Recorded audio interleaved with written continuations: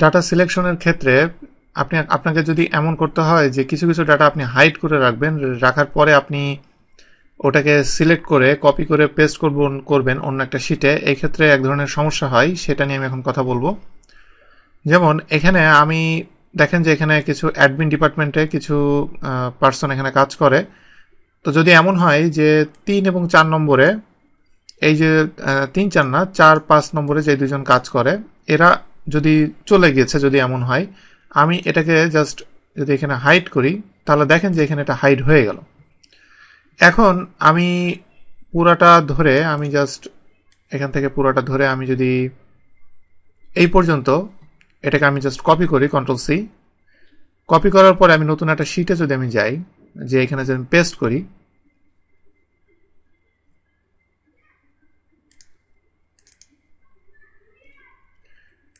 Paste করার পরে এখানে দেখেন যে আমি যে দুটাকে আমি হাইড করেছিলাম, নামটা আমি আপনাদেরকে আরেকবার দেখাই।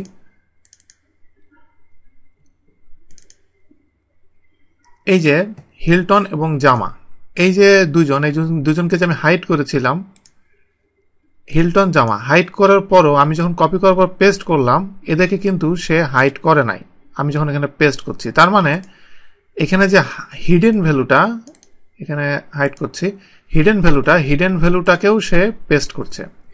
তাহলে আমি যদি এই হিডেন ভ্যালুটাকে আমি বাদ দিতে চাই, তাহলে সেক্ষেত্রে আমাকে অন্য কিছু করতে হবে যেন এই হিডেন ভ্যালুটা বাদ যায়।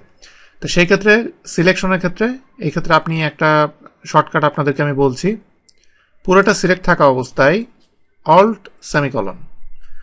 সেমিকলন যখন আমি প্রেস করব, তখন সে হিডেন ডাটা যেগুলো থাকবে সেগুলোকে সে বাদ দিয়ে দিবে। এবার আমি Ctrl+C দিলে কপি হবে, এবং কপি হওয়ার স্টাইলটা দেখেন যে এইখানে যে হিডেন ডাটা আছে সেটাকে আমি এই বর্ডার বরাবর আছে সেটা আমি এখান থেকে দেখতে পাচ্ছি, এবং সে দুইটা আলাদা করে সিলেক্ট করেছে।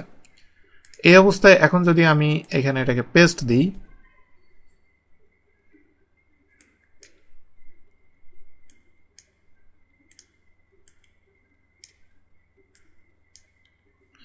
পেস্ট দেওয়ার পরে এখন দেখেন যে যেই দুটাকে আমি হাইড করেছিলাম, এটার পরে হিলটন এবং জামা, এই দুটা কিন্তু এখানে নাই। এভাবে এখানে আপনি ডাটা হাইড করার পরে অল্ট সেমিকলন যেটা, সেটা ইউজ করে আপনি এটা করতে পারবেন। এখন এটা খুব কম লোকজন এই শর্টকাটটা অ্যাকচুয়ালি জানে।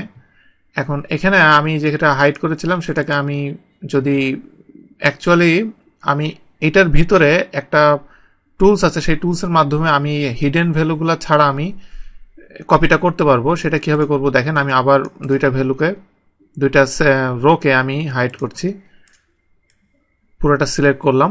সিলেক্ট করার পরে এখানে দেখেন হোম ট্যাবের ভিতরে ফাইন্ড অ্যান্ড সিলেকশন, এটার ভিতরে গো টু স্পেশাল যাওয়ার পরে এইখানে দেখেন যে ভিজিবল সেলস অনলি মানে এখানে ওকে দেওয়ার পরে আমি অল্ট সেমিকলন দিয়ে যেটা করেছি সেই কাজটা এখানে সরাসরি আমি করলাম। এবার আমি Ctrl+C দিলে এটা কপি হবে, এবং অন্য শিটে যে আমি এটাকে পেস্ট দিলে সেই নাম দুটা এখান থেকে স্কিপ করে শুধু ভিজিবল সেলগুলোকে সে এখান থেকে সিলেক্ট করবে।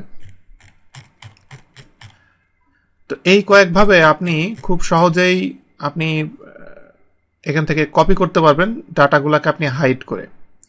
আর আরেকটা ওয়ে আছে, যেমন ফিল্টার সিস্টেম। আপনি যদি কোনো ডাটাকে ফিল্টার করলে ফিল্টার করার পরে এখান থেকে যদি ফিল্টার করার পরে আপনি যদি কোনো কপি করেন ডাটা, ফিল্টার ভ্যালুগুলোকে যদি আপনি কপি করেন, তাহলে ফিল্টার করলে অটোমেটিকলি অনেকগুলা ভ্যালু হাইড হয়ে যায়, ওই হিডেন ভ্যালুগুলা আর নতুন যেখানে আপনি পেস্ট করবেন সেখানে আসবে না।